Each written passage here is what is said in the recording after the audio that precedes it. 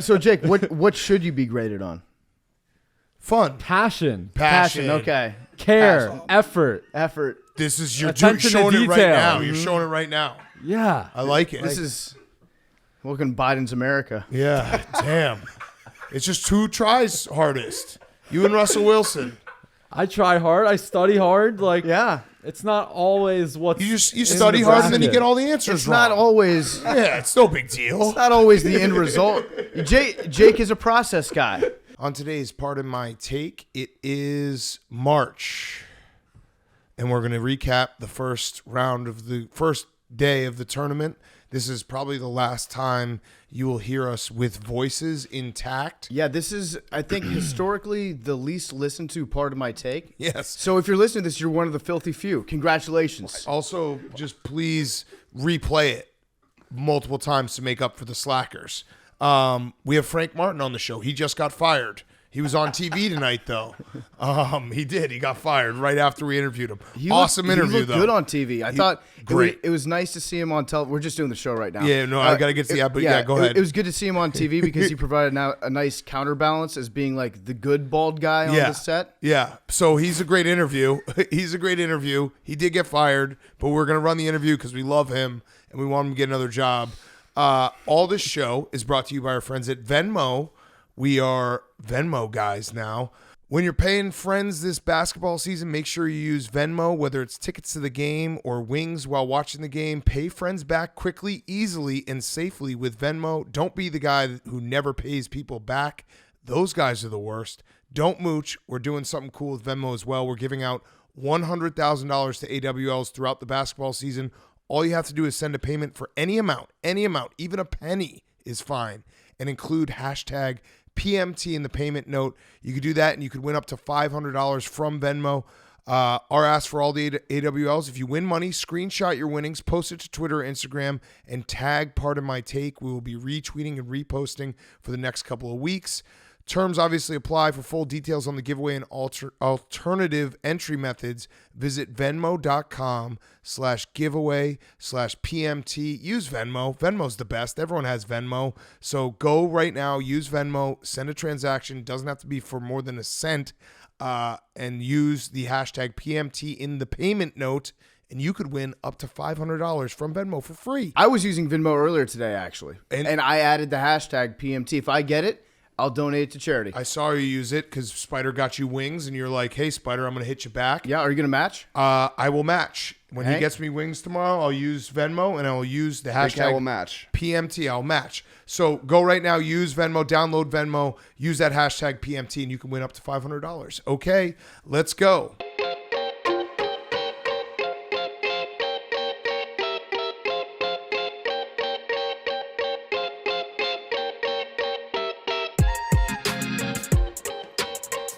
Welcome to Part of My Take, presented by Venmo. Venmo's giving away $100,000 to AWLs this basketball season. If you send a transaction and you put in hashtag PMT in the payment note, you can win up to $500 for free. Do it, and then tweet us, and we will retweet you.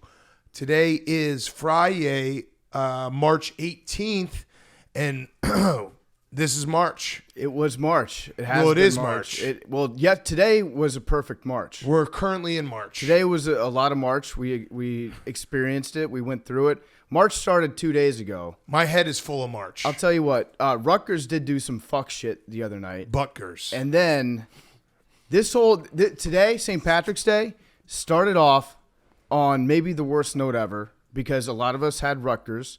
And then midnight struck, turned into St. Patrick's Day.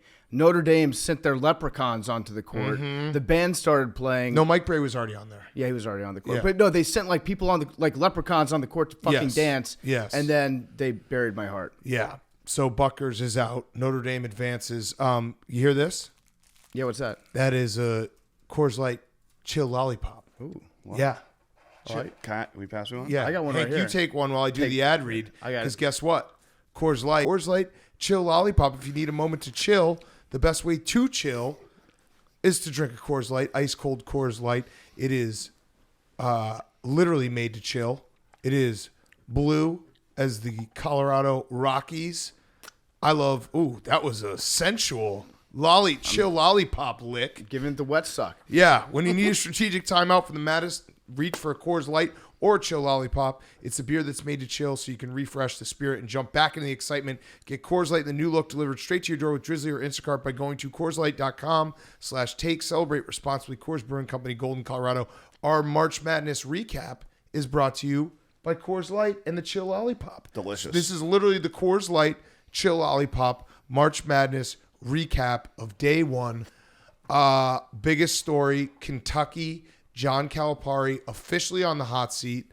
We had it first. Oh yeah, we had it first. We will have it again on the Kentucky Sports Radio, which I don't know if we're going to be invited back. That was, I don't know what the hell happened. Like Kentucky all year felt like they had the team ready to go. Looking back on it, you could maybe say they were getting a lot of credit for all their losses that looked good. But they just choked. Like St. Peter's, they had the perfect recipe for an upset where it was like enough guys who just believed, and then that one guy with a mustache who looked like he could be working at a 7-Eleven just fucking draining threes in everyone's face. That's my favorite. My favorite characters in March go like this. Number one is the guy who has the big undershirt. I love the big undershirt guy. Number two is the random big guy that just shows up for a weekend. Dunk guy. Like random dunk guy Random who's dunk like guy's just pretty dunking good. on people. Yeah, and then I like the guy that looks like he's 14 years old. And that's what St. Peter's had, like 4 of those guys. I had no idea that St. Peter's existed.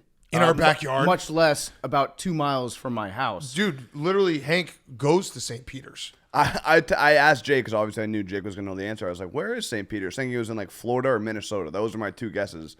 And then they're like, no, it's Jersey City. And I realized that, well, apparently there's a St. Peter's near where I live, but apparently there's a St. Peter's high school and a St. Peter's college within like a mile from each other. That's very confusing to me. And it was, it was so perfect because today was like Pride of Jersey City. Yeah, Pride of Jersey City. Today was one of those days where, like, why this tournament is so awesome and it's just like so unpredictable is the first slate of games, the first 8 games, nothing really cool happened. It was kind of like chalk. Like even Providence that everyone expected to lose, they won pretty convincingly against South Dakota State. Like Tennessee whooped up on Longwood. Michigan, like that was the closest game in the early slate was like Michigan was down and then they came back and won. I guess Iowa also choked, which we'll get to. But everyone was like, oh, there wasn't any like crazy endings. And then the night slate happened and it was madness because you had UConn losing, Kentucky losing. That Murray State game was insane at the end of the night. Vermont, Arkansas was a great game. The Creighton comeback, which was fucking insane. Like that, it was like 2 days in one, and we get to do it all over again tomorrow. My entire day gambling today was basically like Creighton. I was never ahead. Yeah. But I came back at the very end, and now I'm even, perfectly even, which is as good as I can hope for day one. Day one, historically, for me, has always been a war. Day one is a very difficult time because everyone gets very excited. Yeah. You say, I want to bet every single game. Your bracket is busted almost instantly. I think, well, I guess which one is it? Is it just like everyone's bracket is busted or any team that I decided to put a future on decided to lose? Because I talked, like, I'm never doing futures again. I talked about my Kentucky future that I was so proud of. A future A lot. you problem. No, I'm never doing a future again. You talked about that a lot. Yeah, you I did. was very excited about it because I never get futures where I get the right price. My futures, what I was doing to try to offset mentally all my losses that I had today, I just kept refreshing what the current futures were on the futures that I already got. I heard you saying that. And they already increased. So to me, I'm like, yeah, I'm counting those as money in the bank. Yeah, right now. right. So I got good value. That's what I was doing. I bought a Kentucky shirt. I bought a Kentucky shirt that I was going to wear to New Orleans. BBM? I bought a Kentucky shirt. I was like, this is going to be sick. I'm going to dress up like a fucking Kentucky fan because I'm going to be like, when can I ever be like a blue blood college fan? I have enough money at stake here. That goes up in smoke. And then on top of all of that, we had Mark Titus on. We talked about how Fran McCaffrey never gets out of the Sweet 16. Or to the Sweet 16. We talked about how beware of that one team that everyone is on and like, ooh, they finished so hot and Iowa's putting it all together. I got to Philly on Wednesday night and immediately put another future on Iowa. Well, because they were the hottest team going into the tournament. Just the fact. Them and Virginia Tech.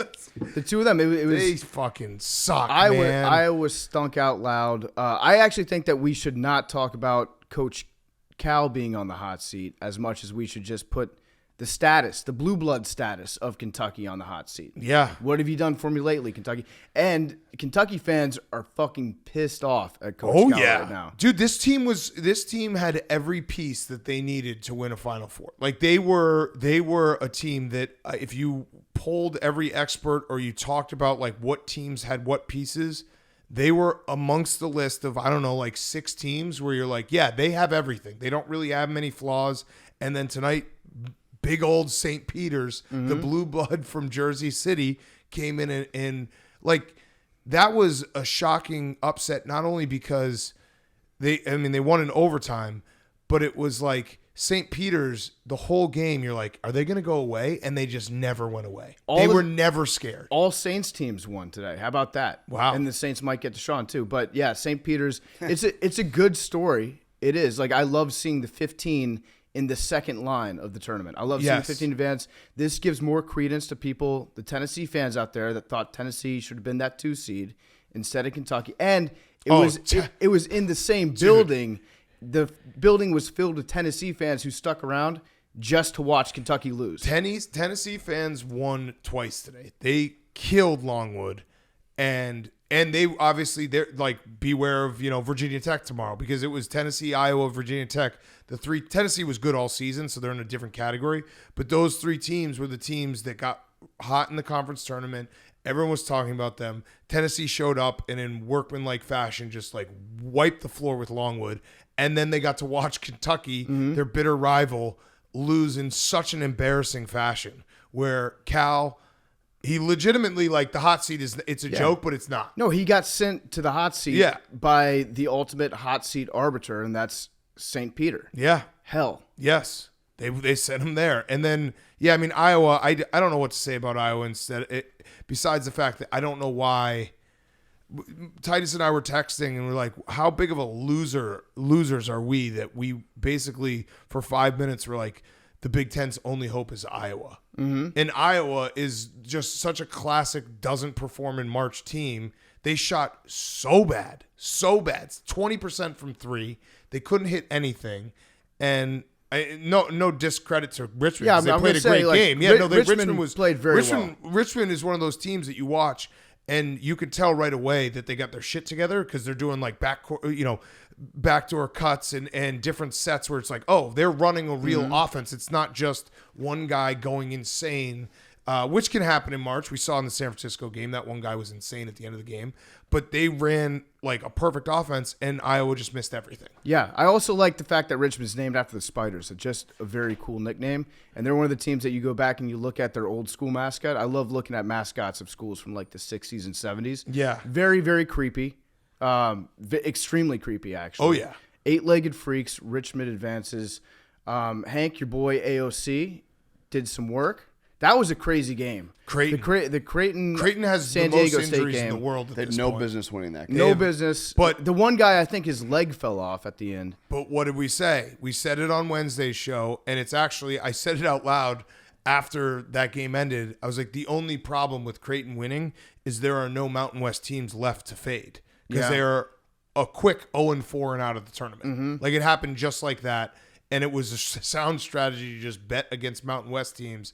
I don't know what's up with that conference. They just, for whatever it is, they just cannot play in March. It's been like 20 years now. They can't play at sea level. Yeah. That's the issue. They're too used to the altitude. But, I mean, it was an awesome day. Kansas can't wait to do it Kansas again. looked really good, too. It's tough to tell sometimes when you have a mismatch like that. I think they were like 25-point favorites, 24-point favorites maybe. But they punished Texas Southern at the end of the game. And Gonzaga had a scare. Gonzaga had a real scare that was. I fucking hate Drew Timmy. I hate him. I've been on the hate Drew Timmy bandwagon for a very long time now. Ever since he did the mustache thing when they were losing to Baylor last year, I've always had like in the back of my head, just be prepared because you might end up hating this guy. Yeah. And today, His shoulders are too small. I mean, he slouches. His shoulders It's not, are too small. I don't think that he has small shoulders. I think he just wears them low. And you can't say they're just kids because he's like 40. He's 40. He's got the full mustache. He looks a little bit like Billy Football. He's a front runner. If Billy Football wasn't Leonard Skinnerd, Yeah. he would look like Drew Timmy. Drew Timmy and Peter Kiss win the awards of guys who are down by like a million and decide to still flex after personal accomplishments. Yes, that's Chet's team. Peter Kiss, He had a moment in the Bryant Wagner game that like America fell in love with Peter Kiss, and then he just shit on that moment by flexing down 5 at the end of the half when he like couldn't hit a shot, and then like trying to. You see that move when he tried to smack the ball out of the other guy's hand? Yeah. Like Peter Kiss had his chance and he blew it. Peter Kiss is making dads all across America yell the word punk at their TV. Oh, I was very upset at him. Yeah. Like, he's not playing the right way. I'm not a dad yet that I know of, so I don't hate him that much. I find him laughable. I can still enjoy the heel that he plays sometimes. What a ridiculous human being he is. But I'm not to the point where I'm like, this kid is a punk. Yeah. Yeah. Oh, I have one other game that we have to talk about that kind of flew under the radar because it was in the midst of the Creighton comeback and all the madness happening. If I told you that a team was up 21-17, what do you think the final score would have been? A team was up 21-17. 21-17. At when? About halfway through the first half. I think it's going to be 65-61. Okay. I'm going to guess. I don't know. I'm going to guess. You're looking. 85-49. You're looking, don't you? It was Indiana was up 21-17 and they lost 82-53. Yeah, St. Mary's put it on them. That's a pretty bad. But their cheerleader got the ball. The cheerleader did get ball, which top of the hoop. Jake is not here. He's doing his post game live stream. Jake did immediately put that in his one shining moment. That's an easy Oh, yeah. add to it. But also, I think we all stood up and clapped for her. It was just very funny seeing the referee, who was about my size, try to get on the tiny chair. Yeah. He's like, I think I got it, guys. No, you're about 4 feet shy of that Yes. one. And Yes. so the giant cheerleader just picked up the woman and walked over to the basket with her. That was awesome. That was the play of the day. also one of the saddest tweets from Tyler Tackman, who I think is, I don't know if he writes about Indiana basketball or is just a big fan. He wrote, Indiana was down 30 with just more than 3 minutes to go, and Anthony Leal was diving on the floor for a loose ball. Seems symbolic of his attitude and relentlessness. Got it. Oh, sure. Floor burn award. Sure, dude.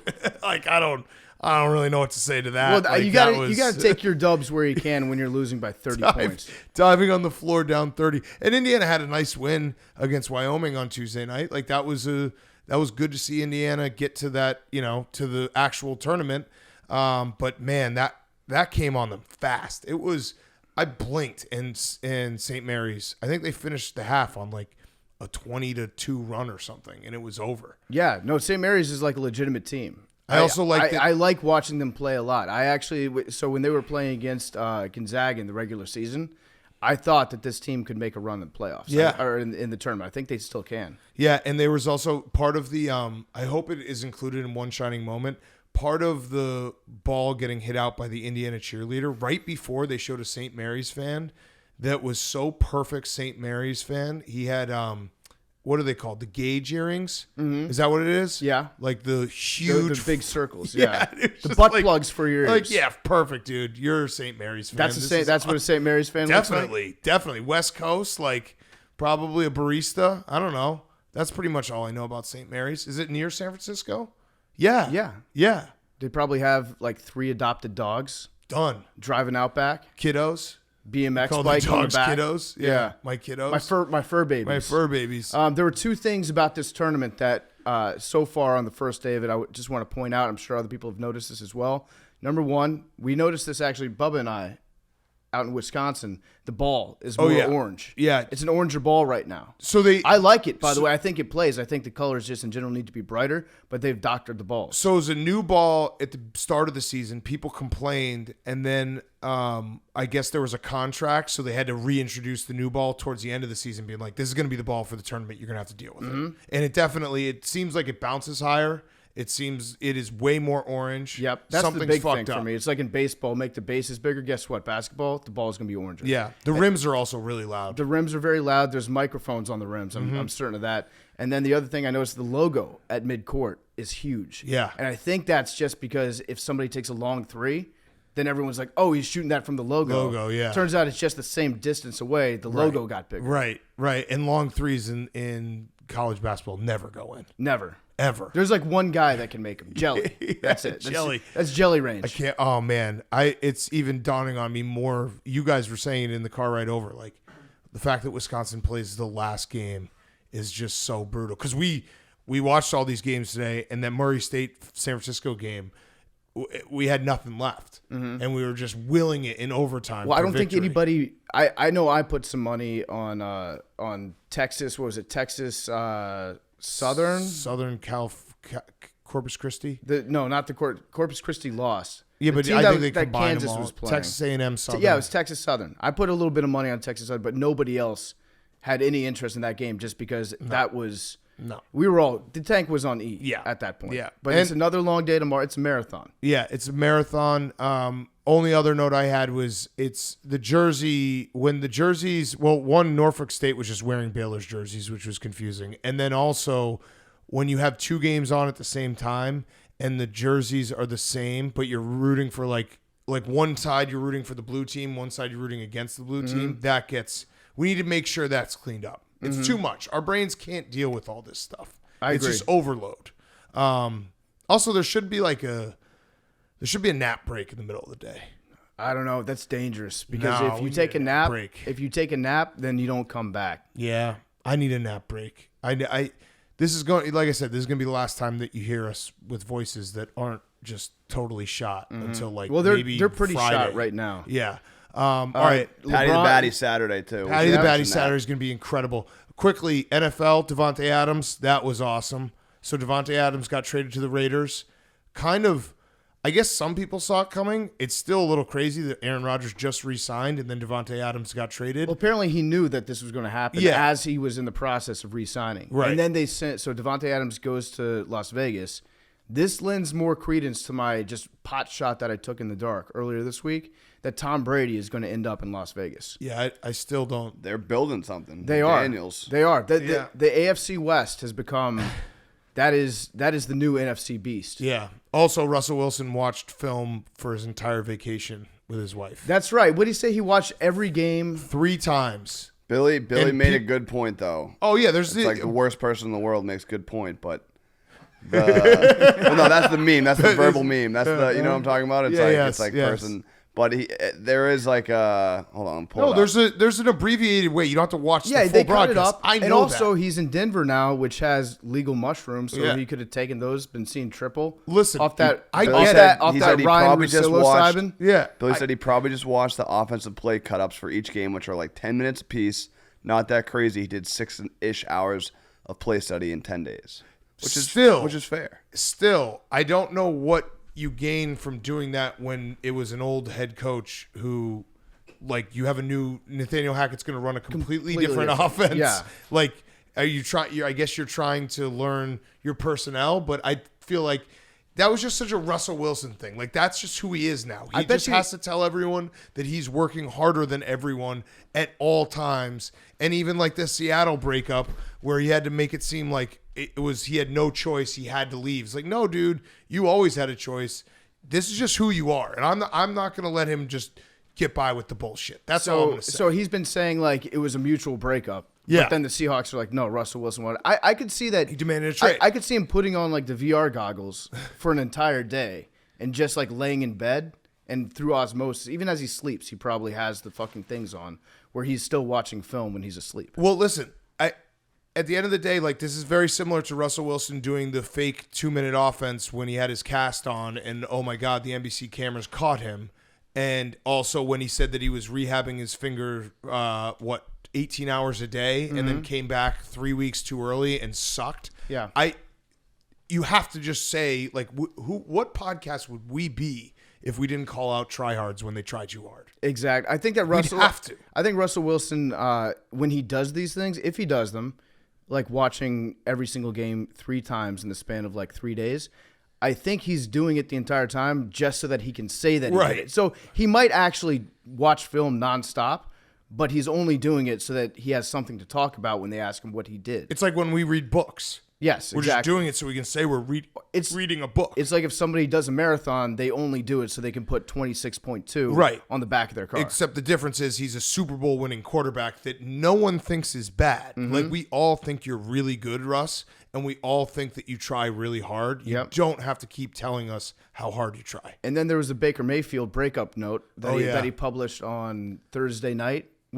Which was Wednesday night. He I guess found out that they were flirting with Deshaun Watson. He was the last person to find out about that. And then basically said, I'm out, but also saying, I'm not out. So the note that he wrote essentially said, I don't know what's going to happen, but just so you guys know, I tried my hardest while I was here.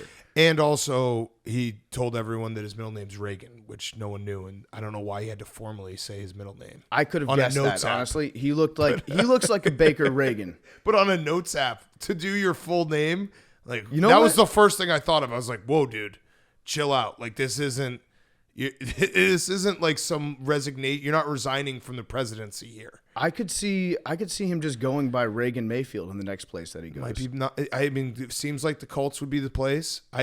That Baker Mayfield is a perfect example of like you could say there's some Browns fans are like, he took us to the playoffs. Yeah. It was awesome, and it was, and he did give everything he has to Cleveland. But you can also say there's some limitations here, and if you want to win a Super Bowl, is he the guy?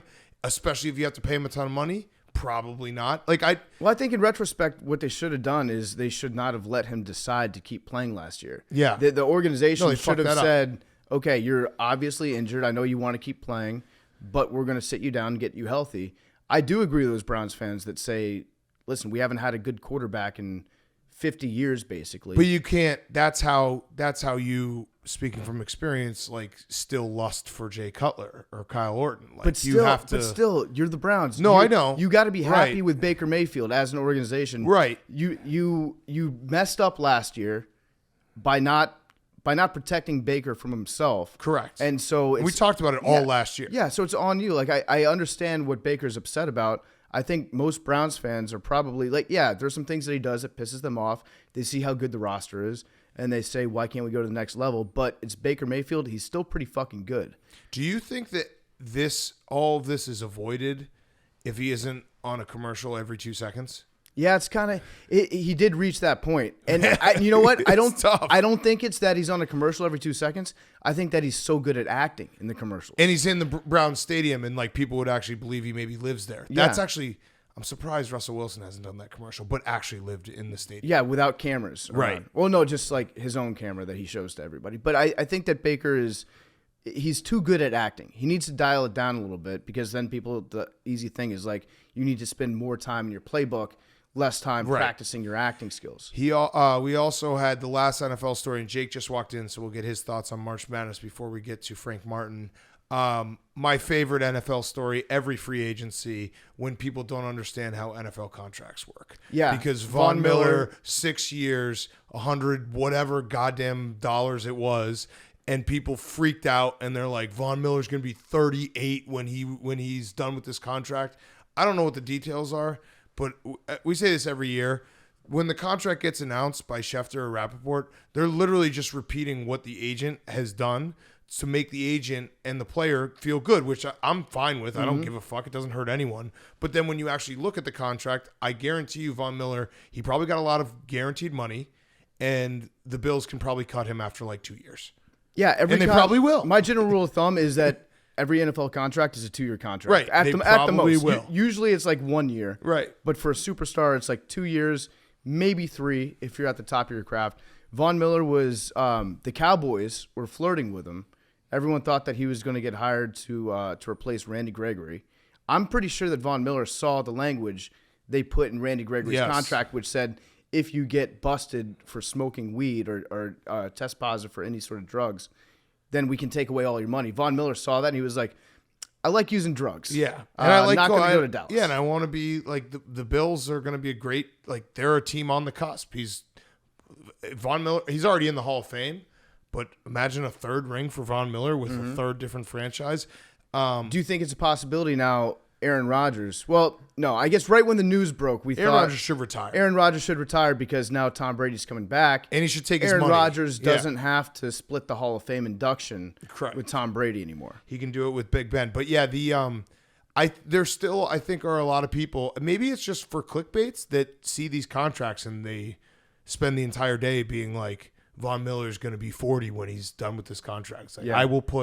I will bet all of Von Miller's money that they said he's getting, which I don't have, that he will not see the end of the contract. He's not going to see the 6 year. He's not going to be 42 years old, still getting out there on third down. I saw this one, like, I think CBS Sports or someone was like, the oldest defensive end this year was 36 years old. By the time Von Miller's contract's over, he's going to be 39. Yeah, it's all make-believe money. What? It is. And you're right. Like, when Schefter does it, Rappaport does it, it's because the agents like seeing the numbers. And so does the like player. The 150, Right. 170, 190. Today was like there was a 2-hour window where all the transactions happened. It was right in the middle of the NCAA games. They were trying to steal it. It was a perfect NFL is king moment. Roger Goodell is like, you know what? We're going to fucking push some shit through today. And I hate that. I actually like that. I obviously love the NFL, but there are certain moments in the calendar where it's like, just chill out. Just fucking chill out. Stop trying to like, because you know there's some people on Twitter too who'd be like, NFL's king. There's a little basketball tournament going on. Dude, March Madness is the most American thing we have. It really is. It's the best tournament. It's like the best, like, I just love it so much. So just chill out with the signings for one day. The funny thing is, if baseball tried doing this today, everybody would be like, yeah, way to stay relevant, baseball. Well, I did Good see job. there's like, I went on the Score app and there was baseball scores. It's like, whoa. You know what pissed me off was every time that they would cancel something, the upcoming games on the Score app would still show up, but it would just say canceled. Yeah. Just don't show me the games. Don't Yeah. even make me think about the games. Also, I don't know what I'm going to be missing unless you put it in front of my face. Every ex-Cub just signed for like $400 million combined. And Tom Ricketts went and is trying to buy Chelsea. That was cool. That was just a side note. Jake, What's up, guys? shout out Chris Bryant, by the way. People were like scratching their head about that. I think I said this when Manny Machado signed with the Padres, who ended up obviously putting a contender together. But I always see those guys who like Mike Trout when everyone's like, I feel bad for Mike Trout. I don't. He makes so much money and he gets to live in a really awesome climate and no one bothers him. Yeah. Like the media never bothers him. Yeah. Like Chris Bryant probably was like, you know what? Living in Colorado and being the best player on the Rockies and getting paid $200 million is a pretty fucking sweet life. He's got a ring. That's pretty awesome. Mm-hmm. Mike I'd Trout do was it. probably that guy, that St. Mary's fan in the stands. Yeah. today. Like that could have been him. Yeah, he's just having a good time. He's not even at spring training. Jake, how we doing? We're all right. It's been a Vermont. roller coaster of a day. Yeah. Yeah, Vermont. Listen, this is why, like, being down the middle is sometimes nice. Because sometimes you put it all in. And I know you guys either are really happy, but unfortunately really sad more often when Washington and the Bears lose. Like, now I know what you guys feel like. Yeah. You're I'm not feeling really- something. Yeah, I'm not You're like... stepping out of your Big J shell. Right. And you're ready to be hurt. I don't know if I like it. But No. then again, if they won, it would have been like one of my more all-time high sports fan moments. So Yeah. you're just risking it. So a little recommendation, you should just start pretending Full to not send. care and putting up like a hard exterior of being like, I don't even care. I hate this team so much. They make my life miserable. But I couldn't fake it. Or Yeah, you just PF. You haven't been seeming like you care at all lately. You've been doing a good job of that. I know. Well, I You did. should- No, that's the thing is I did for a while. And then I couldn't do it anymore. But yeah, Jake, that was it was tough. Jake was swearing on the live stream. Do you have anything to say about that? I've said let's worse. let's delete that. All right. You could just tweet out that you have PS5s to give away. That's also true. a good way. I can take that from you. What's your biggest takeaway? Kentucky. I mean, this is a historical upset. We're just doing our bench mob live show, trying to see where this ranks in terms of historical upsets. Obviously, UMBC Virginia's number one, but I think this is right there with like Duke Lehigh, because when it's the blue blood, when it's the powerhouse, No, you're right. And they it had hits so much more. real national Great value title. to win the championship. They did Fuck you, Hank. great value. They did. Prick. Yeah, so that's the biggest one. St. Peter, shout out Jersey City. Hank just decided right after that happened to just, this is a good time. I'm going to take a picture of the whole crew, and stood in front of the TVs and just giggled in my face. Like he always And fucking Hank does. obviously had, I don't know if he said it, St. Peter's. I did. Jersey City. Yeah, oh, yeah, no, the no, plus duh. sign lifestyle Yeah, is yeah. not just for football season Yeah. for Hank. Yeah. It goes year round. In addition to Vermont losing Not my tomorrow, bracket, I had Kentucky winning it all, Iowa in the Final Four. And people were replying and be like, oh my God, you know college basketball? What? As if the way to grade me is by an NCAA tournament bracket. Like you've never seen this tournament before. Oh, that is how we actually this can is grade you. The most important I'm tournament. pretty sure of our the friend sorry year. to tell Titus you, but, had like, we- Kentucky too. bonus Oh, Don't throwing deflect. Titus under Don't the I'm bus. not deflecting. I'm just Yeah. saying. It's, I had a meeting this morning, and Erica was like, when we do bonuses next year, I'd like to see Jake's bracket. And I was like, no problem. He's got great picks. He's got Iowa and Kentucky. Left This is a lot gonna of work money on out. the table, I guess. So Jake, what should you be graded on? Fun. Passion, Okay. care, effort. This is you're Attention to showing it right detail. now. You're showing it right now. Yeah. I like it. This is looking Biden's America. Yeah, damn. It's just 2 tries hardest. You and Russell Wilson. I try hard. I study hard. Like, Yeah. it's not always what's You in study the hard and then you bracket. get all the answers It's wrong. not always Yeah, it's no big deal. it's not always the end result. Jake is a process guy. Billy That's what you're Cheeks gets saying. the answers right, and it's like, who's no. really on top? I Yeah. think people actually expected me to send out a perfect bracket. Billy this did morning. have St. Peter's in his bracket, by the way. Oh, good for Billy. Yeah, it's tough for you. Jake, what did you go today? What? How many games correct did you get? Oh no. Because I'm gonna pull up Billy's bracket right now. Actually, So and I have it, J-Bo no. being out was tough. Yeah. Iowa. Let's see. I went 9-7, but I lost. But I lost my 2 Final Four teams and champion.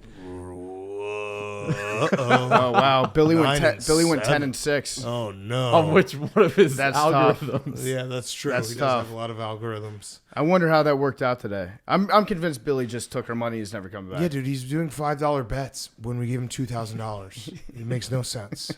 Yeah. Again, But he could have just bet a game Yeah. that he felt good about. apologies to those who followed my bracket. Not accepted. I'm just not going to accept that. I went 13 I'm not for gonna 16, accept that by the way, apology. Jake. I'm Who happy would you for say? you. Who would you say knows more about college basketball? I'm not going to accept Based this off apology. of this bracket, it's you. Yep. Yeah, I'm not going to accept that apology. You just got to But do so better. we just based off brackets. But Yeah. yeah, I'll come back next year and probably. if Well, if there is a next year for you, I don't know, dude. 9-7. Yeah. Yikes. you still have tomorrow. Yeah. It's a new day. For what? Who do you got? Bracket's dead. Give us your big winners tomorrow, real quick. Okay. Everyone likes Sister Jean. I think Ohio State wins. Yep, Okay, I agree. I'm with you on Yep, that one. riding In the that. same way, fading everyone, I know Sister you guys Jean. probably talked about it. Everyone, the Jackrabbits are going to take down Providence. They're lucky. Providence. Nope. Providence did Control well. Didn't that say game. that Yep. either. No, Sister So- Jean is going down. Yeah. That old bag doesn't even stand for the anthem. I think Texas as well. Everyone's like, Virginia Tech's hot. Agreed. Disagreed. Agreed. Yeah. All right. But no, it should be fun. I wonder if we'll get another big upset. Okay. All right. Let's do Frank Martin. We have a great interview with Frank Martin.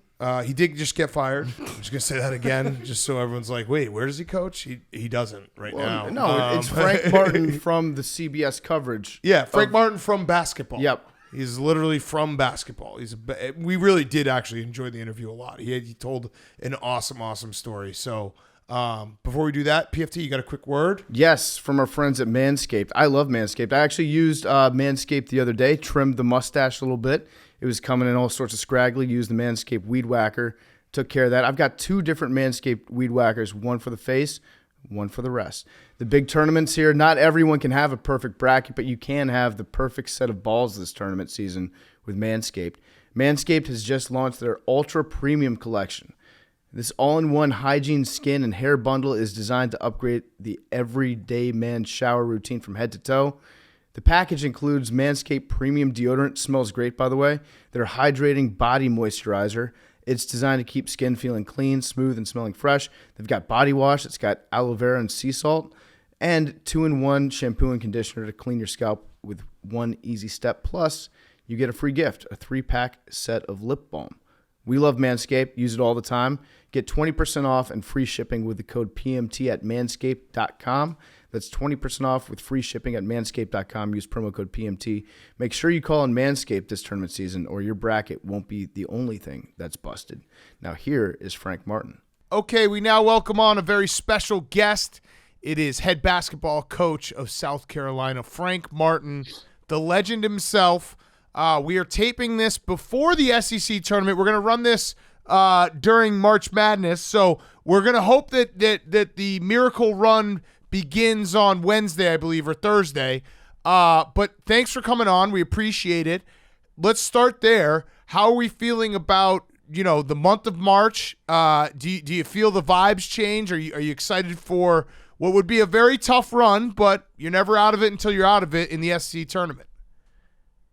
Yeah, I mean we've got 18 wins and we're 9-9 in the hardest league in the country. It's the number one ranked league, and I think someone said to me, Calipari said a couple days ago that any team in our league that finished 500 or better deserves to be in the tournament. I've been in the Big 12.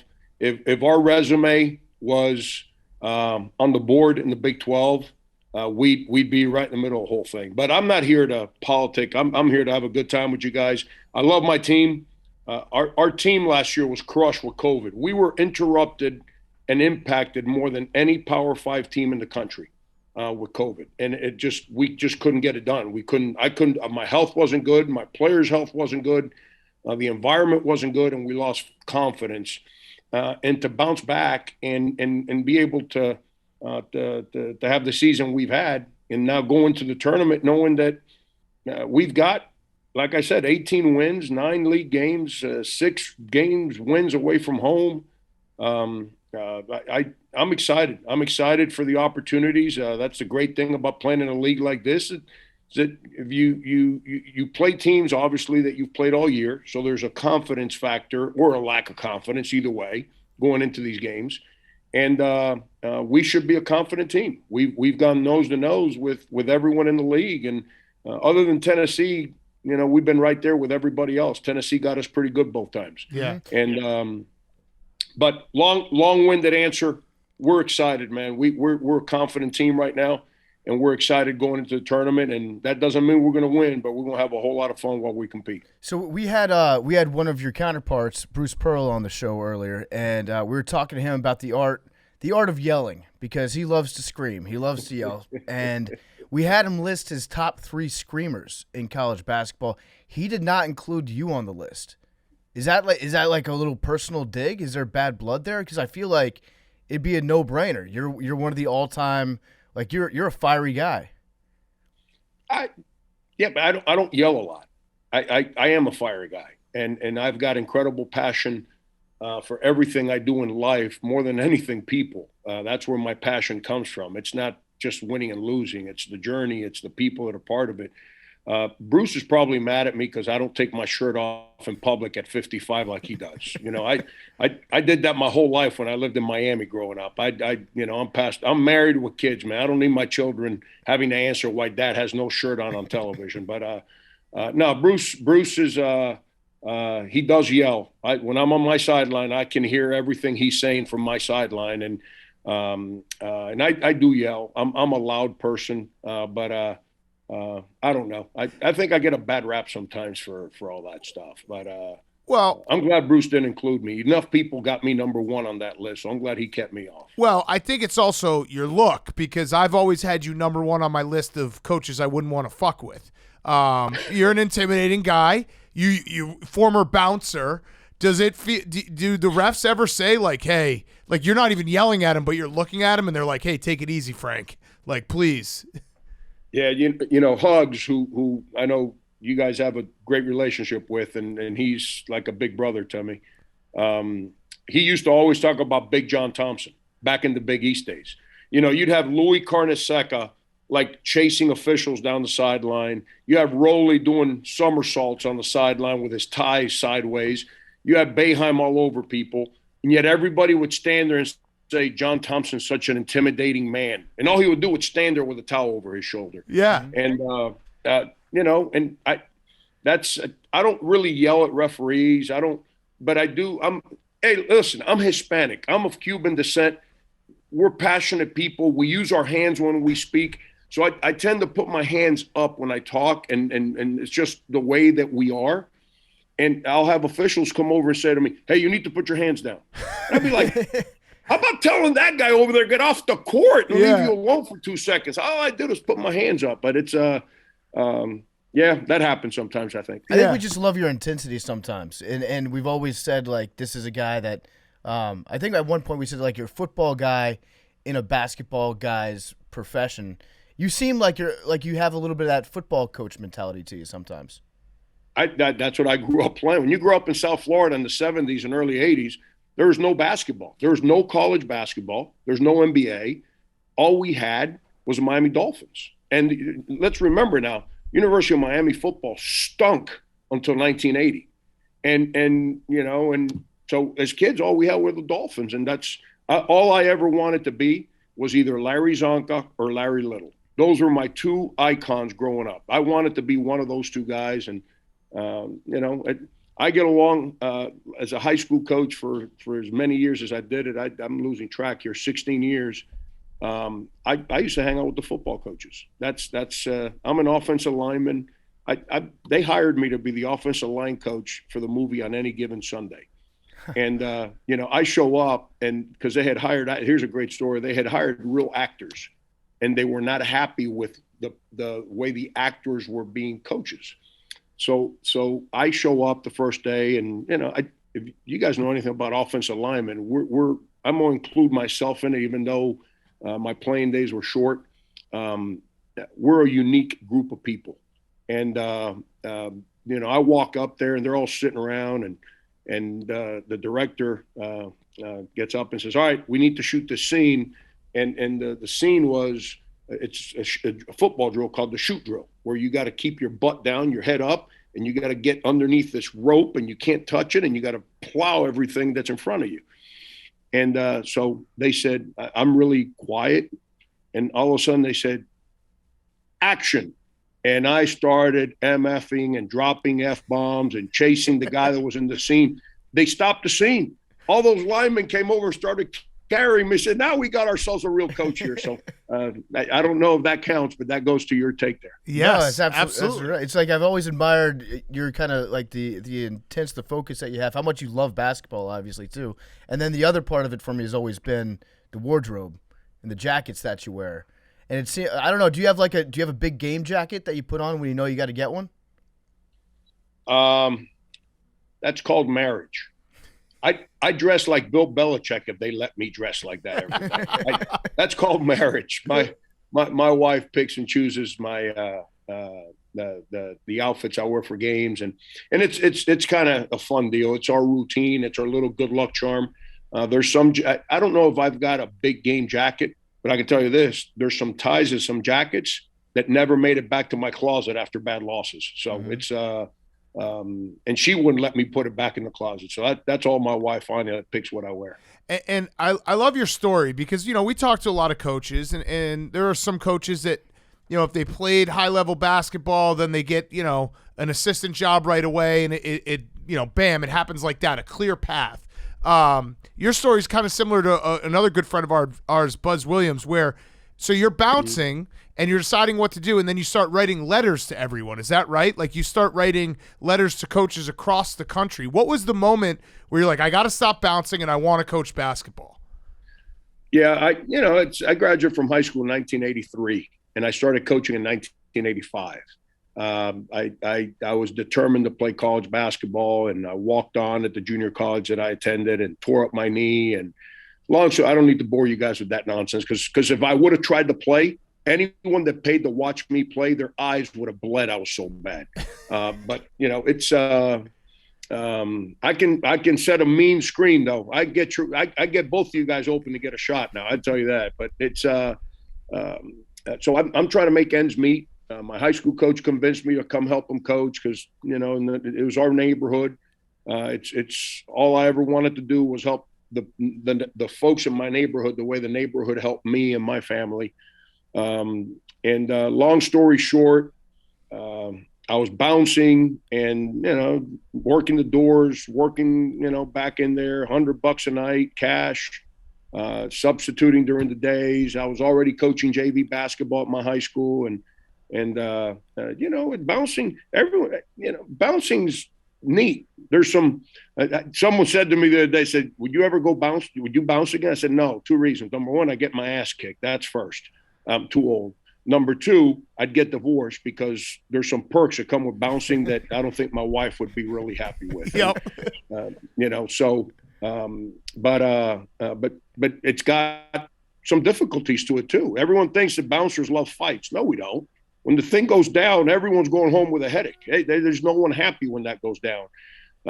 So we try to, make sure that it doesn't, not all of us, but make sure that things are under control.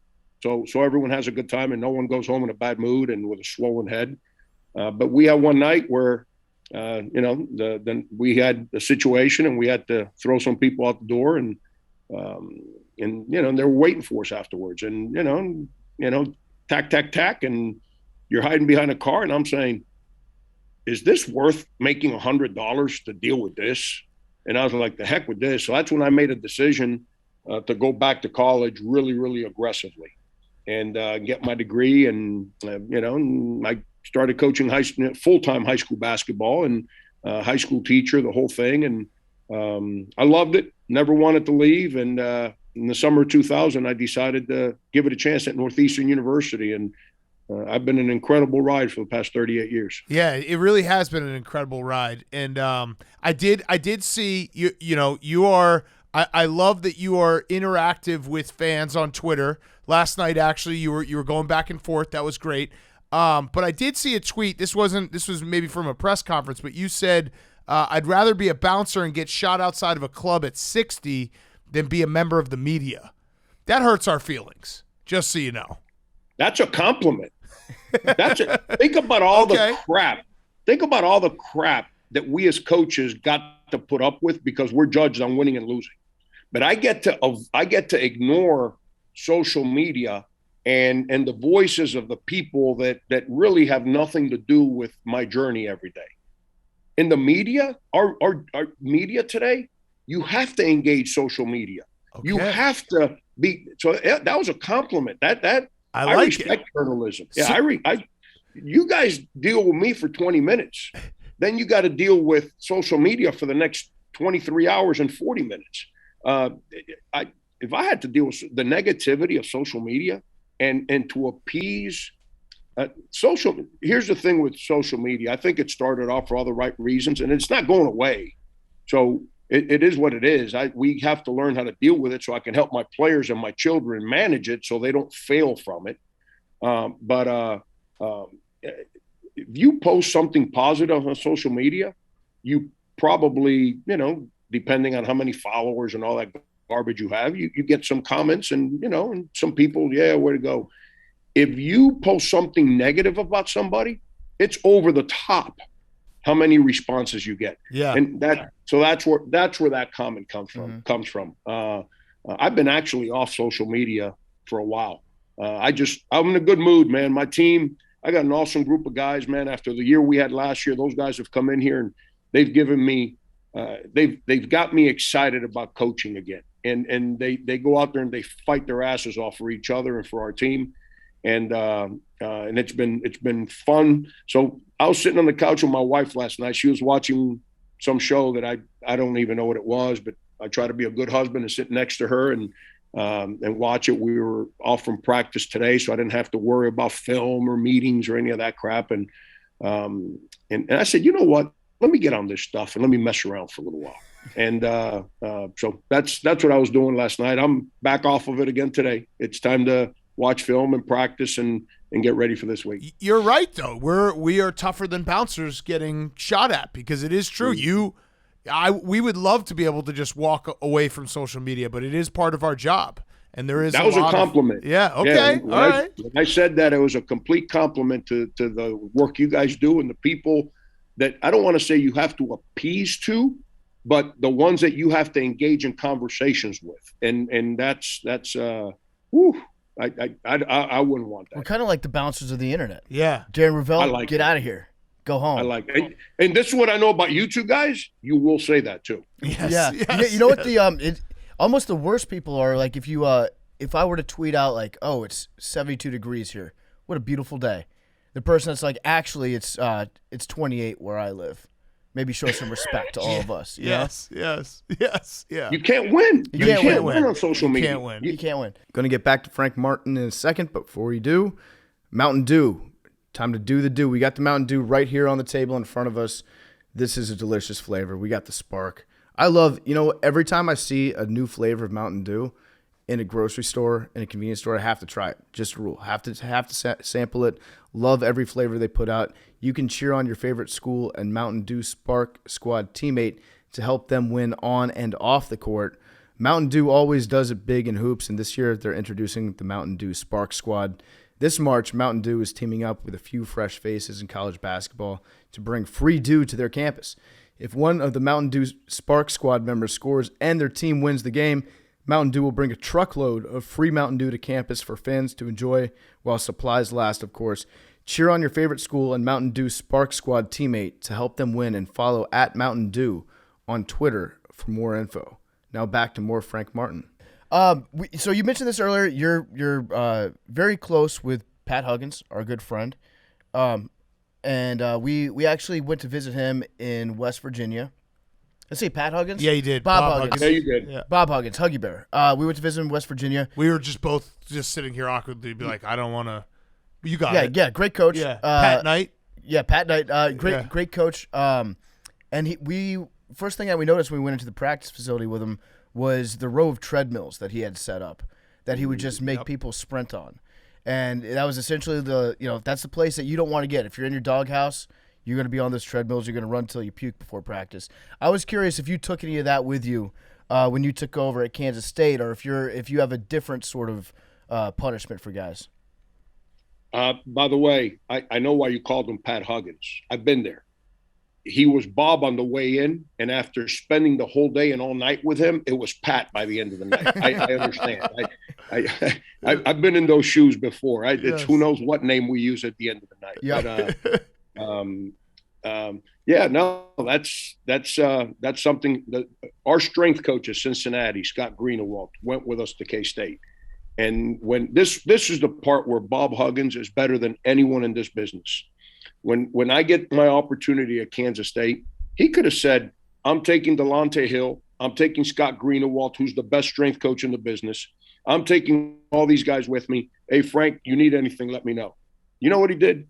He said, all you guys need to stay because it's Frank's turn. I'm going home. I'll be okay. Take care of Frank. And that's why he is the absolute best. All he does is help others.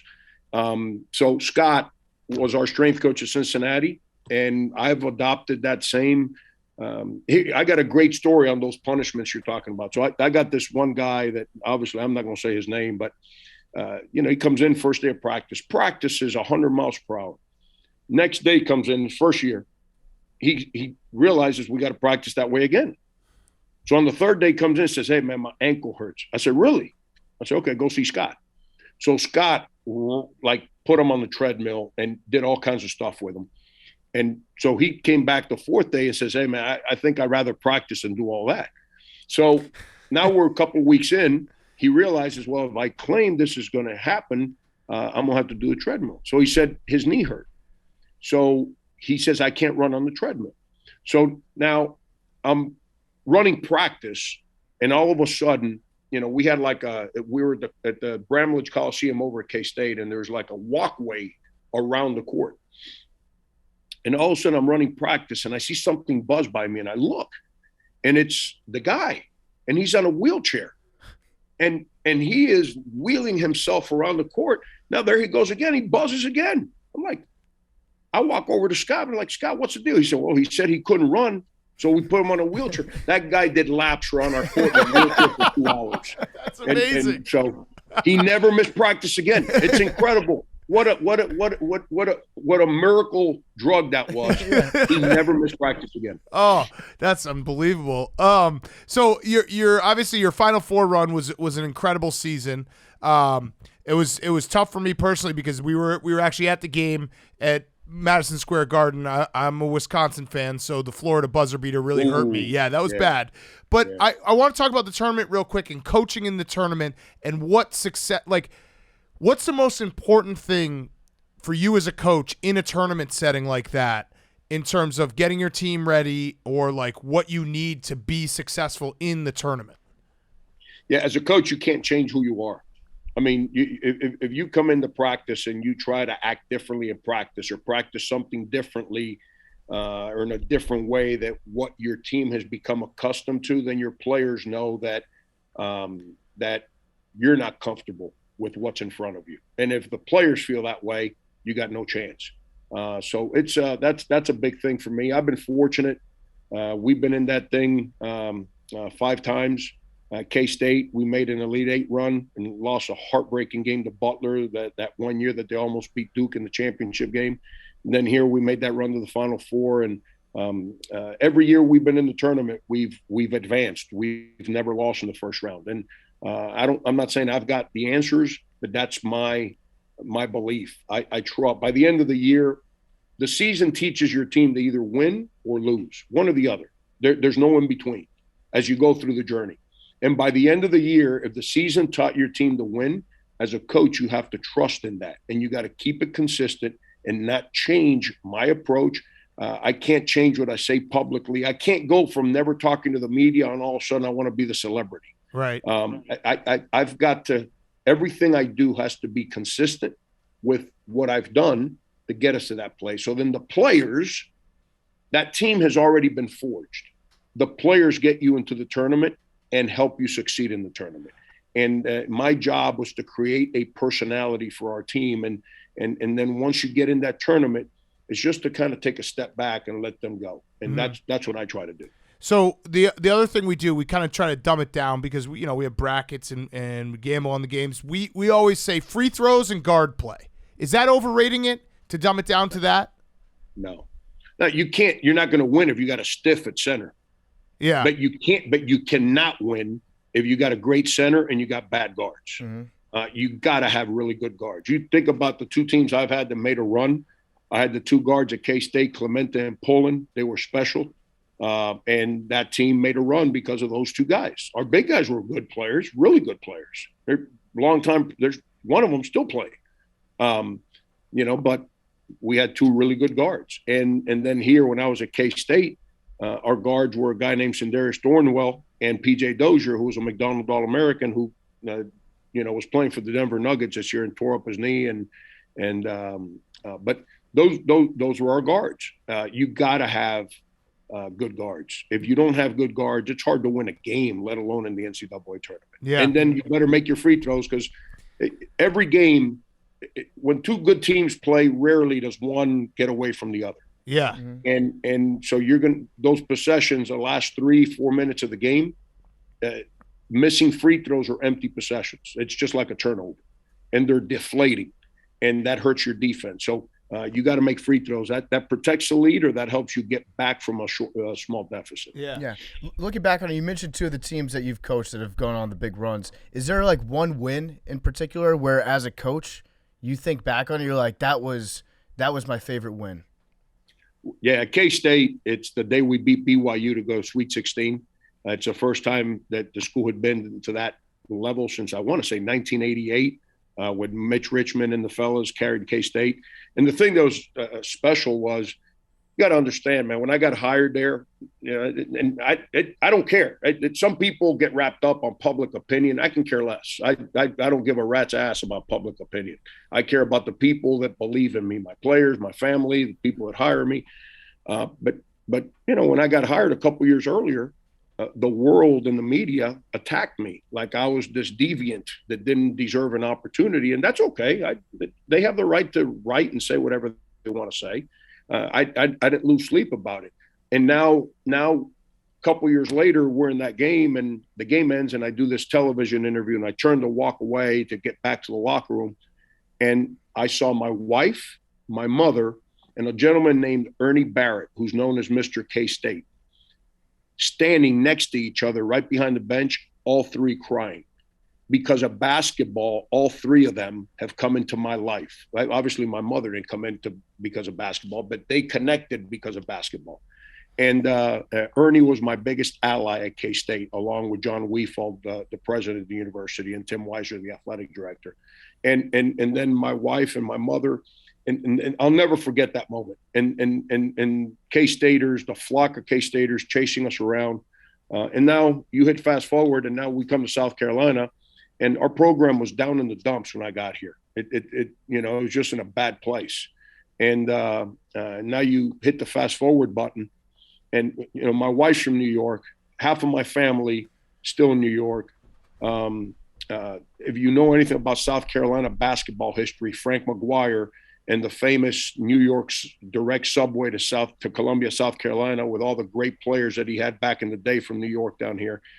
And now I'm like, we just beat Florida.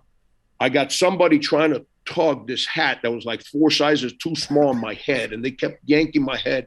I'm walking around looking for my family. I can't believe we're going to the Final Four. It's Madison Square Garden, Sinatra, who I love listening to, New York on the it just, of all the arenas in the world that we could have won a game to qualify for the Final Four, it was the Garden, the Mecca, my family, what New York has meant to Columbia, South Carolina, and its history in basketball, the attention that market brings from a media standpoint, for our university, for our players. It's a moment I'll never forget. We were there. Yep. Yeah, we were, because I remember I begrudgingly went to the Elite Eight game on that Sunday. We were like, you know what? We got tickets. Let's just go. And so we were there. We witnessed that. I think I bet on you. Yeah. If you guys would have called me, I'd let you sit on the bench. Then you guys can do all the yelling.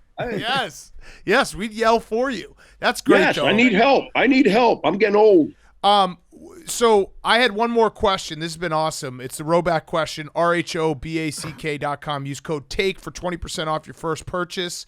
Roback.com, 20% off your first purchase. So in recruiting, Zion, obviously he's from South Carolina. What was that when you're trying to recruit him and you're going up against Duke? What was that like? Like, what is your pitch versus a Duke pitch when you're going up against the big dogs, the Blue Bloods? That's never easy. It's never easy. The easy thing would have been to get out of the recruitment, but we dug in, and we had a great relationship with Zion and his family. They're incredible people. And we were right there. He's better. He said no to me. I got no, he'd be better prepared to answer the question why he made the decision than I would. But we dug in. I think it came down to us and Duke. I could be wrong, but I think it came down to our two schools, and I was able to build a relationship with him and that family. Getting to know them was incredible. He's an incredible young man. Everyone talks about his dunking and his talent. He's a better person. He's got a heart of gold,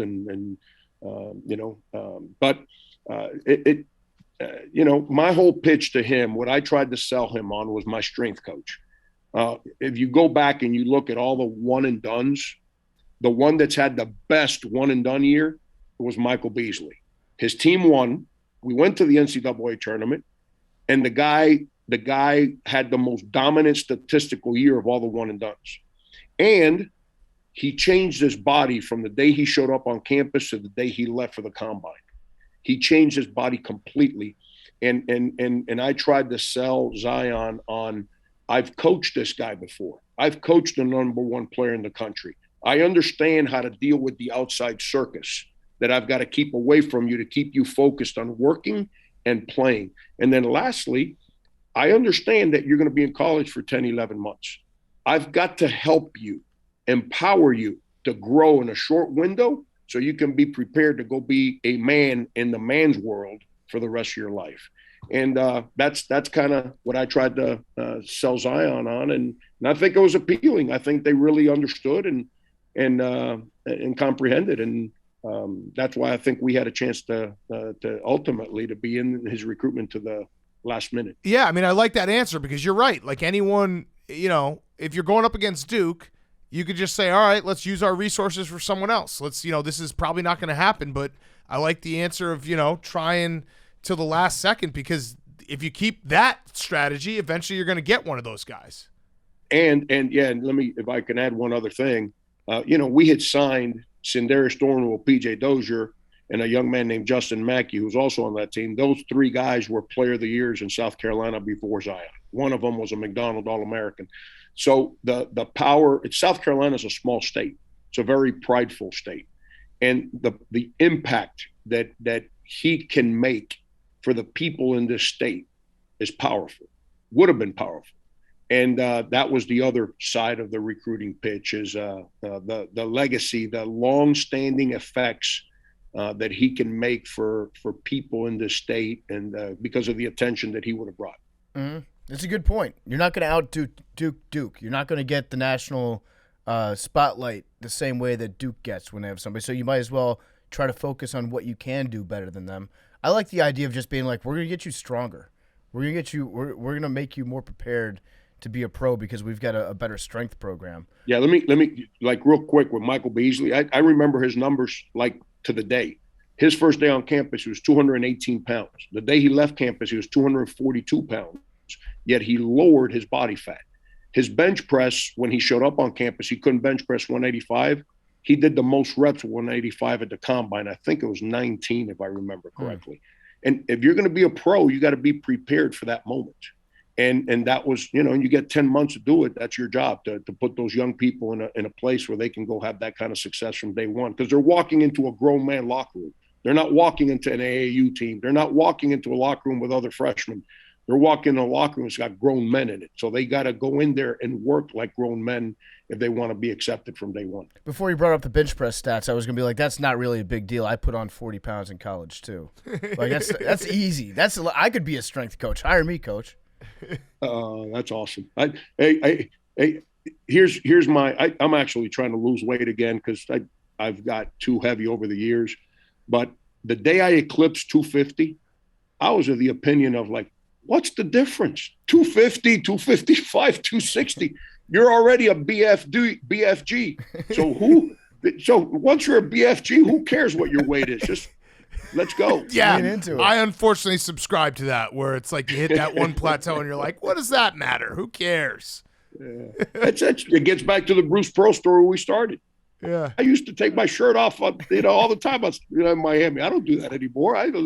Seriously, I'm not trying to make people throw up. I'm trying to just, I'm happily married and. Well, how about this, Coach? What if you use it as like a motivational thing? It's like if you guys win the SEC tournament, you'll take your shirt off at center court. Oh wow! Holy, you see now that's a bad deal. I don't know if I can sign up for that one. I still take my shirt off, but it's got to be on some remote island somewhere. That's fair. Well, Coach, we appreciate it. Usually we do a whole segment where we read our mean tweets to people. I looked up my Twitter history and it's all like, I love Frank Martin. Frank Martin is the ultimate football guy. Frank Martin is my favorite coach. So I've been a big fan for a very long time and congrats on, everything. And let's hope that when this runs, you guys are in the NCAA tournament. Why not, man? It's, if we were like last year, we had no chance going into the tournament. We were defeated. Our minds weren't right. And we had lost confidence. And this team's a complete opposite, we've, like I said, we've won games this year. It's not like we're limping into the tournament. We're going into the tournament. We've won 7 of our last 9, if I'm not mistaken. We're going to the tournament feeling real good about who we are. And, so I'm excited. Does that mean we're going to win? Hell no. Does that mean I'm going to be alive tomorrow? I almost died some years ago. So no, there's no guarantee any of that. But I know I'm excited about what's in front of us, and let's see what happens. Love it. Love it. Well, thanks so much, Coach. We appreciate it. You're welcome back anytime. Appreciate you guys. All right, Fyre Fest of the week. We'll wrap it up. Send everyone on their way. More madness. We'll have a recap on Sunday night, again, where we'll have no voices. Hank, you want to start? Sure. I'm pretty sure this has been one of my Fyre Fest before, but, I just don't learn from my mistakes, I guess. I got to the train. We took the train from a couple things. First of all, I've taken the Amtrak many times in my life, New York to Boston, New York to Philly. I actually took it from LA to San Diego to LA recently. First time in my life I had a signed seat. Yeah, that's what they do on the Acela now. Crazy, but they had 2 different. This isn't even my Fyre Fest, but it was a Fyre Fest. It was a mini Fyre Fest before my real Fyre Fest occurred shortly later. I think you have a Coors Light. Yeah, I've been sucking on this thing the whole time. It's good. Chill lollipop. You're very chill what right kind now. is it? It's Coors Coors Light flavor. Did I touch your? We unwrapped a this couple, this so one they're hasn't ready. been sucked yet. Okay. But they have people coming from that is delicious. 2 different ways, so it was just chaos trying to get to your seat. But I got to my seat, went to pull up my headphones, and then I forgot the little fucking headphone to iPhone adapter. So I just had to sit on the train in like silence. Oh, that's tough. It was That miserable. is, you should have just been like, fuck it, and watched Instagram videos on loud the whole way down. I love the people that Well, do the that. lady, yeah, and it was like the lady sitting next to me, and it was assigned seat, so it's not like you can try and find a seat where you don't have to sit next to someone. I was in a foursome, sitting across from two people, lady next to me. You have a deck of cards? No deck of cards, no headphones, no fucking book. Not that I would have read it, but like nothing. What did you do? I just sat there and looked at my phone, but there's no service on fucking Amtrak. Oh my So you just God. kept refreshing over and So over you were again, just seeing nothing. you were literally in prison. Yeah, I was on an island Yeah. with a shitty food and no music festival. Did you like yourself? No. What'd you what? think about? Like you just had to spend time with Hank. What'd you think about Hank I was just as a guy? I just overthought everything. I was just Right. like, Would you start trolling yourself? yeah, but I don't even know what I was thinking. Like, were you honestly. like, this is Hank's a good guy, like this was fun, or were you like, God, Hank's a fucking asshole? Honestly, if we're being real, trust tree, I was like, holy fuck, my ADD is so bad because I was like, I can't look at my phone because it's not gonna connect. Mm-hmm. And then, like 45 seconds later, I was like refreshing at your again, and phone. I was like, stop, and then yeah, I'm like a goldfish. Should have just gone and jerked off. Yeah, no, I mean those bathrooms, yeah, no. I almost got you to admit to it. That's what it used to be like when you'd take a shit before like the year 2005. You'd have to bring your own material in there to Yeah, read. you'd hope that there was a magazine. Sometimes you end up just reading the back of a shampoo bottle, reading the ingredients off there. All right, well that's a pretty bad Fyre Fest. Yeah, Yeah, some real shit. I mean a good Fyre Fest, but like that is hell. Yeah, you had to spend time with your own thoughts. Yeah. PFT your Fyre Fest. My Fyre Fest is an honorary Fyre Fest for a friend of the program, John Rothstein, Oh yeah. who almost experienced true hell today. He was stuck on a tarmac. Oh, I thought you were talking about his bracket. No. He was stuck on a tarmac He didn't go 9 for 7. 9 about for 16. about 2 hours before the games tipped off Dude, Iowa today. in the Final His Four. plane got diverted to Albany, and he had this whole plan set up because he was flying back into New York City. He was going to go get a sandwich, I think, at his local deli. I'm sure he tweets about it frequently. And he ended up getting diverted to Albany and sitting in the plane with no access to the games. And he thought for about an hour that he was not going to be able to watch the NCAA tournament. God. And that would have been his Joker origin story. Yes. John Rothstein would have whipped out a box cutter and just gone psycho on everybody on that airplane. Yes. And probably murdered somebody. Yes. That would have broken his brain beyond repair if he was not able to watch these games. But fortunately, he figured it out. I think he got a ride home with like one of the basketball teams, actually. An Albany assistant drove him from Albany to the city. I'm sure That was a just great had ride. great time. Yeah, wonderful time. But yeah, John Rothstein, I'm just glad that he made it through today because Yeah. we almost lost John.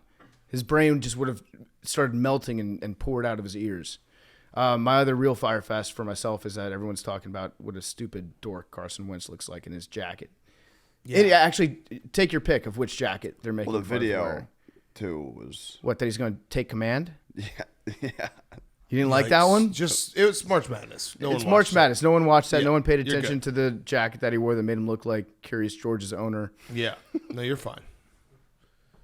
What's that guy's name? Yeah, fuck. I think it was just the man in the yellow hat. Yeah, it was the man in the was. yellow hat. Yeah. Yeah, the man in the yellow hat. That's Legend. That's what it was. But yeah, he looked that picture that came out of him sitting in the locker room wearing actually this very Letterman jacket that I Yeah. have right here. It was Schefter dunked on me again. That wasn't great. Yeah. And all he did to dunk on me was he just replied to me with a picture of all Carson it Wentz, takes. an That's all it unedited takes. picture of my quarterback. But you know what? I'm steadfast. I'm committed to the Carson Wentz conversion therapy. I'm moving forward with it. Very happy with him as my quarterback. But if we wanted to trade for Baker Mayfield, You're in. that would be very funny, actually. After Ron Rivera greeted Carson Wentz at the doors of the facility and said, "Well, you're home now. You're with a team and an organization that wants you." And the next day, just ship him off to Yeah, Cleveland. Why not? All right, my Fyre Fest is I went 9-7 in my first round pick. Oh wait, that was Jake. Fuck. You went 9-7. That's really hard to do. Against That's the really spread, hard right? to do. Winning record. No, That wasn't against the spread? No, it wasn't. And he Straight basically up? and you had 3 number ones that were just easy. Wow. We are accepting resumes Yeah. for college basketball analysts. We're kidding, Jake. Great because he really does beat himself up. I know. about it. I know. So hard on myself. Yeah. I know you are, and it's crazy. Maybe like not hard no enough, one though. has a good bracket ever. Yeah. I know. Especially Mine's you. really Yeah, no, especially you. I beat you Especially to you. that one. Yeah, no. No, my Fyre Fest is the Badgers play on Friday night, and I don't think I'm mentally prepared if they lose to deal with the internet because it's been brewing. People have been just being very mean, predicting their loss. Making mean T-shirts. Yeah, I mean you're obsessed with me. The Hank was triggered by the Coach K T-shirt. I heard through multiple reports that Hank was very upset about the Coach K It's T-shirt. just a T-shirt. Enough is enough. Well, I think you struggle with the fact that like I people was don't there like at the you. game. Like people forget. Like I was a Duke fan. I was pretty neutral during that time. I wasn't like cheering for Duke in your face. Then I've understood your hate for it. It's been fine. But this one shirt was too much. No, it's the past. Grandpapa it's the 2 K months. just laying on the ground, The past helpless. 2 months have been. Well, he's retiring. Enough- I know. That's your own fault. Your own coach's fault for doing a retirement tour. But enough is enough. He brought this on. No. Yeah. Yes. Wait, By wait, beating, wait, he wait, brought wait, this wait, on by wait. beating You Wisconsin. are Coach in the K. championship. Big Cat, I don't think that's fair to say that we would not be making fun of Coach K if he wasn't retired. But it's going Big Cat's- to yeah. a different level because this is it. He literally was like, guys, get your last shots in. Retirement tours aren't just for fans too. They're for haters. This is all building towards a Duke Wisconsin. No, rematch we're gonna in the title lose. game. That's so what. yeah, it's that's my building Fyre towards. Fest. I'm not cannot prepared. wait. I'm not prepared. I can't wait. The people have moved the goalposts so many times. If people are still tweeting at me when Wisconsin loses, oh, Jake was right. Like, Yeah. it's not Well, no, what and it they're was also about. like, I get tweets that being like, Wisconsin won't get past the Sweet 16. It's like, wait, so now they're getting to the Sweet 16? That's not bad. Yeah, it's like the goalposts have moved so much. I don't even know. I'm just very worried about this game. Jake, finish us off. Yeah. Besides my bracket being busted and losing my credibility, Wait, how busted? champion and another Final Four participant. Jake actually turned to us and was like, "Can you still win your bracket if you lose your Final Four team in the first round?" And we're You like, guys no, were, dude. No, you were like, No. No, you depends. can. No, can. I But then actually. Kentucky I was lost. like, It hand it didn't to me, and I matter. ripped it up right in your Yeah. face. And It's like Nancy Pelosi at the State of the besides my Union. team losing as well, these next 4 days I'm going to gain 15 pounds. Dude, but you know what? We're eating. It's good food. It's just I feel so bad. No. As a guy who eats a salad 5 days a week. Yeah, you got to do the reverse, though. I mean, as a guy who doesn't eat a salad 5 days a week, this is. You go into March Madness, you can't be like, I I'm knew going it to was try to gonna eat happen. one nice meal. No. I'm going to be a fucking trash disposal. I'm going to be a dumpster. My body is going to be broken at the end of this weekend. I'm going to feel so bad. I'm going to have bad bowel movements. I'm probably going to shit blood. My voice, I'm going to lose I'm on that. track I'm going to there. have a fucking headache in the back of my head. I am going to be a shell of a human being Monday, and I wouldn't want it any other way.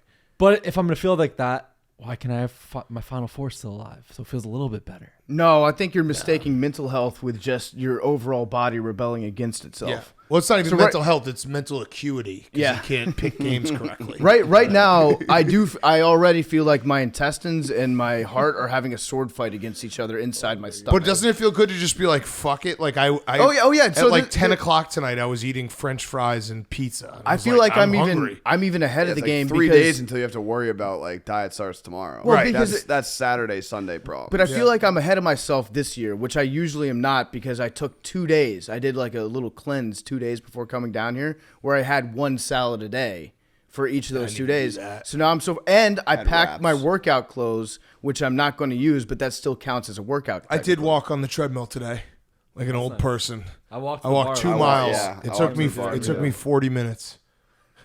I walked 2 miles on the treadmill. You know, you could just walk around the hotel. You're like an old Nah. person that puts on their tennis shoes Nah. and goes to a mall for It was the nice. exercise. It was just walking. I was just walking. It was just walking. We gotta get you People a were pair of like like lifting around me. I was clean like, I'm white walking. K Swiss shoes. Yeah. Send you out to just walk around Claire's and Hot Topic for a while. Dude, it was great. Stop It by was- Annie Ann's on the way out. Yeah, it's nice. Just walk. I do all right. love Philadelphia. I should say that. Like Philadelphia, Same. It's the best. great city. Love everything about Hank it. might die tomorrow. Old Town, great place. Just a heads up. If you're coming to hang out tomorrow, don't bring a knife. No. Okay? Oh, yeah. Yeah. Hank is Open to the going to. public. Yes. Hank is not, He's not worried. welcome in this. No, he's not worried. This is my city. Yeah, it's right. your city. Yeah. You'll be Not fine. worried. Did you you still have the cash that Billy gave you, right? No, I doubled it. And Hank's got it though. Yeah, he's got $4K cash. For large. Yep. Swinging his dick around. Come at me. Anyone who was offended by that shirt he made of me, free swings.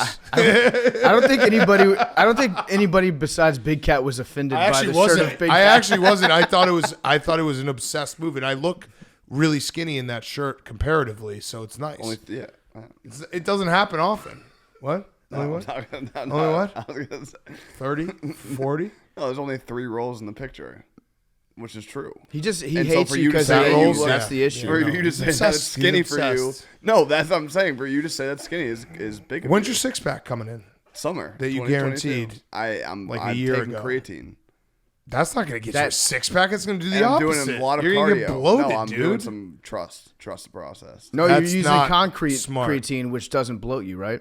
No, I don't Okay. know. I don't know. I tried. Yeah, you can't save them. I tried, Hank. You're not going to get a six pack with creatine. Oh, he's looking in the camera, giving a little smug. Okay. Hank, you want to work out tomorrow? No. Are you serious? I will be on the treadmill though. If anyone wants to join me, maybe a mile. Probably take me an hour. All right, numbers before we go. 1 to 100. I'm gonna take 69 again, just so that How I many hope teams it are hits left, because Jake? Billy's not here. What? How many teams are left after today? 48. 48. I'm gonna go with 97. 9 and 7. Should we Oh, nice. Should we FaceTime Billy and see how drunk he is right now? no. Nah. I want to go. Okay. I want to go home. I'm gonna go with 22. Memes 3. 6 for Bubba. 96. Oh, Jake, you can't win anything. That's one off. Jake, give me one winner for tomorrow against the spread. Ohio State. Yeah. Ohio State, I think it's a pick 'em or This 1 is point. perfect. It's the first game, so everyone will Yeah. be listening to this, and Loyal's going to win by 40. God damn. Buckeyes, baby. Let's go. All right, we'll see Oh, wait. everyone on Monday. Love you guys.